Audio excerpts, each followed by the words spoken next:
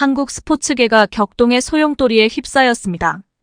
배드민턴 국가대표 안세영 선수의 용기 있는 고발로 시작된 이 사태는 이제 체육계 전반의 구조적 문제를 수면 위로 끌어올렸습니다. 안세영 선수는 대한배드민턴협회 자체 진상조사위원회의 조사 제안을 거부하고 대신 장미란 문화체육관광부 2차 관과의 면담을 통해 자신의 입장을 밝혔습니다. 이 사실이 알려지자 협회는 발칵 뒤집혔고 많은 이들이 안세영의 호소에 귀 기울이지 않은 체육계 인사들의 진짜 속내에 치를 떨며 분노했습니다. 장미란 차관은 협회가 구성한 자체 진상조사위원회가 규정에 어긋난다고 지적하며 이사회의 결의를 거쳐 다시 구성할 것을 요구했습니다. 그녀는 협회 소속 선수가 고통을 토로하는 순간에 예외 조항을 들며 막무가내로 나오는 일은 있을 수 없다고 강하게 비판했습니다. 안세영 선수는 이 자리에서 6가지 요청사항을 제시했는데 이는 그간의 부당한 처우에 대한 절박한 호소였습니다. 안세영의 요구사항 중 가장 기본적인 것은 선배들의 빨래와 청소를 더 이상 대신하지 않게 해달라는 것이었습니다. 중학생 시절부터 이어진 이런 관행은 그녀의 몸과 마음을 갉아먹었고 심지어 부상 중에도 이런 일을 해야 했다는 사실이 알려지자 많은 이들이 경악을 금치 못했습니다. 두 번째로 그녀는 1인실 우선 배정을 요청했습니다. 대회를 앞둔 선수의 컨디션 관리와 정신적 안정을 위한 최소한의 요구였지만 협회는 비용 문제를 들어 이를 외면했습니다. 안세영의 요구사항은 계속됩니다. 세 번째로 그녀는 코치진과의 직접적인 소통을 요구했습니다. 팀 내 갈등과 의사소통 부재가 그녀의 경기력에 직접적인 영향을 미쳤기 때문입니다. 또한 트레이너들 간의 갈등 해결을 위한 조치도 요청했는데 이는 선수의 재활과 컨디션 관리에 심각한 지장을 주고 있었습니다. 네 번째로 안세영은 선수촌 외부에서의 재활치료를 요구했습니다. 이는 선수촌 내 치료의 비효율성을 지적한 것으로 볼 수 있습니다.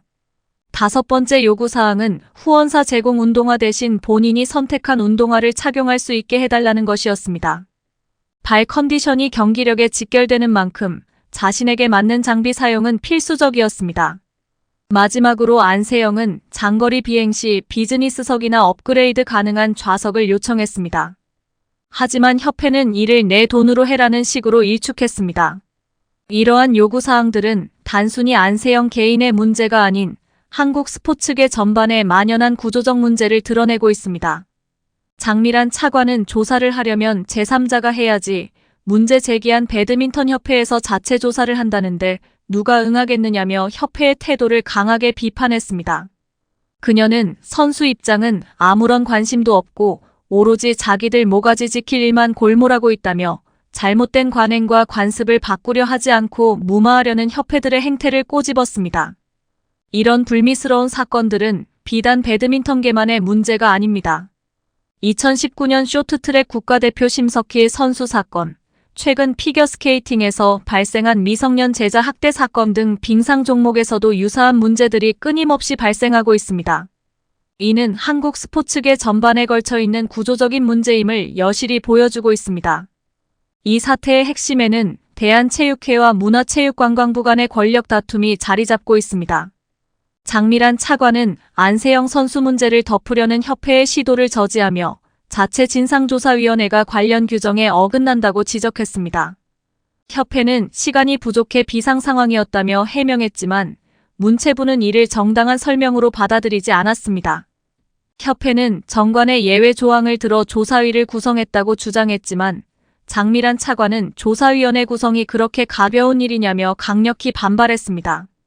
협회가 8월 15일 광복절에야 뒤늦게 조사위원회를 구성하면서 우린 정관을 지켰다고 주장하자 장 차관은 주무관청으로서의 권한을 발동해 이사회에서 심의하고 의결할 것을 강하게 권고했습니다. 하지만 협회는 이러한 권고를 무시했고 상황은 점점 악화되었습니다. 장 차관이 그렇게 나오면 연간 72억 원에 달하는 정부 보조금을 다 끊겠다고 경고하자 협회는 오히려 우린 이미 스폰서 계약금으로 잘 살고 있어. 정부 돈에 기대지 않고 독립할 수 있는 좋은 기회라며 비웃었습니다. 문체부는 협회의 이러한 태도가 단순한 자율성 확보가 아닌 장기 집권과 권력 사유화를 위한 것이라고 판단했습니다. 이 기싸움의 배후에는 체육회의 이기흥 회장이 있었습니다. 그는 문체부에 절대 굴복하지 마라. 너희가 굴복하면 체육계 전체가 무너진다며 협회를 부추겼고, 이에 협회는 완전한 전투태세에 돌입했습니다. 현재 협회는 안세영의 강력한 조사위 거부와 단호한 입장 발표에 당황하고 있습니다. 하지만 그들이 이 불합리한 조사위를 끝까지 고수하는 이유는 무엇일까요? 그 배경에는 체육계의 왕이라 불리는 이기흥 회장과 문체부 간의 멱살잡이 싸움이 있습니다.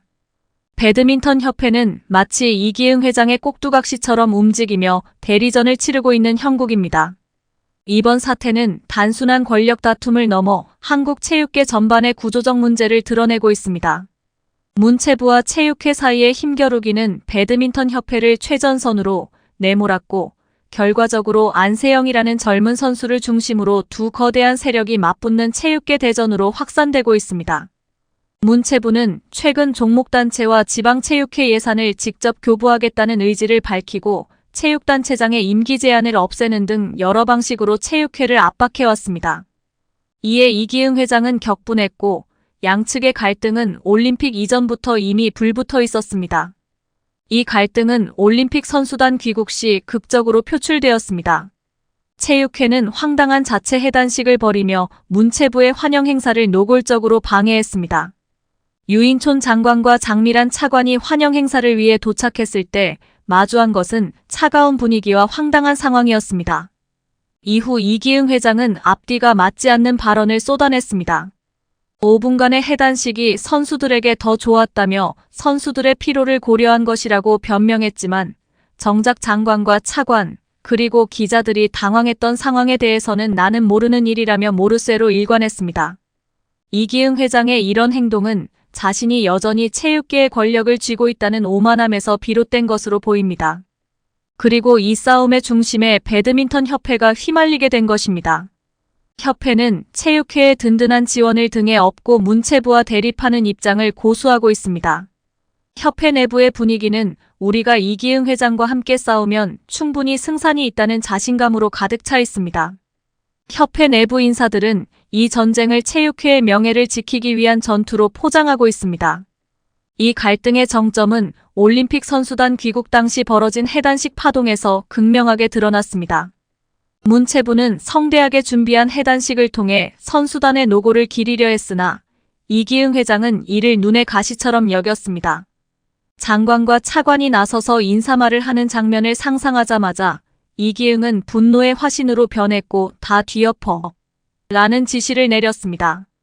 이기흥의 명령을 받은 장재근 선수촌장은 지금 바로 해산하라 고 호령했고, 이 소리는 공항에 울려 퍼졌습니다. 마치 급박한 전쟁 상황처럼 모두가 어리둥절한 표정으로 이 상황을 지켜봤습니다. 가족들은 마중 나온 자리에서 허탈해했고, 기자들은 무슨 일이 벌어진 건지 감을 잡지 못한 채 카메라만 들고 있었습니다. 그 사이 이기흥은 이미 상황을 정리하고 혼자 조용히 공항을 빠져나갔습니다. 뒤늦게 언론은 이 상황을 추적했지만 진실은 놀랍도록 단순했습니다. 이기흥이 장관과 차관이 인사말을 한다니 짜증난다며 즉흥적으로 내린 명령이었던 것입니다.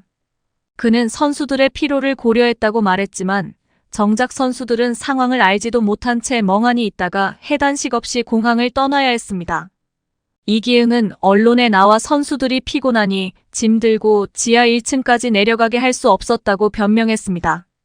밤 9시까지 진천에 도착해야 하는데 해단식 때문에 1시간이나 늦어지면 어쩌겠느냐며 마치 자신이 선수들을 위해 깊이 배려한 것처럼 말했습니다. 그러나 이 발언은 그가 어떻게 자신의 권력을 정당화하려 하는지 적나라하게 드러내는 장면이었습니다. 해단식 준비 소식에 폭발했던 이기흥의 진짜 의도는 권력 다툼에서 문체부에 밀릴 수 없다는 자존심이었습니다. 그의 진정한 속내는 더 깊은 곳에 있었는데, 문체부의 유인촌 장관이 체육회 단체장들의 장기 집권을 막겠다고 밝히자 즉각 반발한 것입니다. 이기흥 회장은 유인촌이 내 임기를 제한하려는 건 정치 탄압이다라며 정치권이 체육계를 핍박하고 있다는 프레임을 들고 나왔습니다. 그는 자신을 겨냥할 거면 차라리 정면으로 겨냥하라고 대놓고 도발했습니다. 이에 맞서 유인촌 장관은 단호히 장기 집권은 없다며 체육계 권력의 독점을 막으려 하고 있습니다. 이 전쟁의 핵심은 체육계 권력의 사유화를 막으려는 문체부와 권력의 영속성을 지키려는 체육회의 대립입니다. 이기흥은 체육회 정관을 자신에게 유리하게 개정해달라고 압박을 가하고 있지만 문체부는 이를 받아들이지 않고 있습니다. 이 갈등의 중심에 서 있는 안세영 선수의 용기 있는 고발은 한국 체육계의 오랜 적폐를 드러내는 계기가 되었습니다. 그녀의 요구사항들은 단순히 개인의 문제가 아닌 한국 스포츠계 전반에 만연한 구조적 문제를 보여주고 있습니다. 선배들의 빨래와 청소를 대신해야 하는 관행, 선수의 컨디션 관리를 위한 최소한의 요구조차 무시되는 현실, 그리고 이를 개선하려는 노력을 방해하는 협회의 태도는 한국 체육계가 얼마나 후진적인 시스템에 갇혀 있는지를 여실히 보여줍니다. 이 사태는 단순한 스포츠계 내부의 문제를 넘어 한국 사회 전반의 권력 구조와 세대 갈등을 드러내는 상징적인 사건이 되고 있습니다. 젊은 선수의 정당한 요구에 귀 기울이지 않고 오히려 이를 무마하려는 기성세대 지도부의 모습은 많은 이들의 공분을 사고 있습니다. 결국 이 체육계 권력 싸움의 결말은 어떻게 될까요?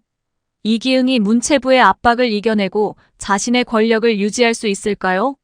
아니면 그의 장기 집권 꿈은 좌절되고 말까요?